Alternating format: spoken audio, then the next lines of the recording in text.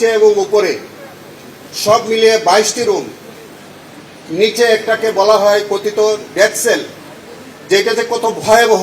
Total 29টা room কি কারণে বানানো হয়েছিল এইটা অবশ্যই সংশ্লিষ্ট আসামিদেরকে ব্যাখ্যা দিতে হবে। আমাদের ইনভেস্টিগেশন এজেন্সি যখন ইনভেস্টিগেশন শুরু করলো তখন কিন্তু তারা একটা ক্যামোফ্লেক্সের মধ্যে পড়ে গেল যে তারা এসে কিছুই পাচ্ছিল না। কিন্তু আমাদের ভিকটিমদের বর্ণনা অনুযায়ী যখন তারা যে বর্ণনাগুলো দিচ্ছিল তার বর্ণনার সাথে যখন এই ডিএফআই সেলের বর্ণনার সাথে যখন মিলতে ছিল না, তখন আমাদের ইনভেস্টিগেশন এজেন্সির একটা সন্দেহ কাজ করলো।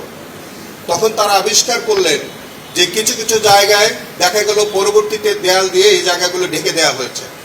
সেইগুলি ওই পরবর্তীতে যে স্ট্রাকচারগুলো, সেই স্ট্রাকচারগুলো যখন রিমুভ করা হলো তখন এক ভয়াবহ চিত্র বেরিয়ে আসলো।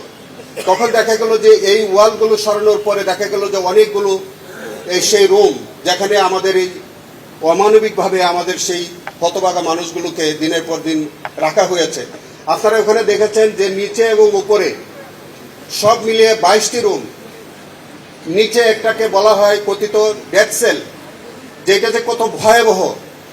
এবং এইটাও আমি আপনাদের কাছে বিনয়ের সাথে বলতে চাই, আপনারা নিজেরা সরজমিনে দেখেছেন যে রুমগুলো তারা কনস্ট্রাকশন করেছে, এইটাই কিন্তু রাষ্ট্রীয় কোনো অফিসিয়াল কোনো কাজে লাগবার ব্যাপার নাই।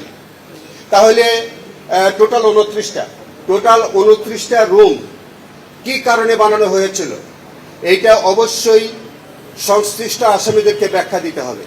আপনি যে কথা বলেছেন যে তৎকালীন র্যাবের যারা এই এভিডেন্স গোপন করার জন্য যারা এই পরবর্তীতে ওয়াল আপ করেছে, কনস্ট্রাকশন করেছে, তারাও কিন্তু বিচার থেকে এড়িয়ে যাওয়ার কোনো সুযোগ নাই। সেইগুলো আমরা ইনভেস্টিগেশন করে দেখছি।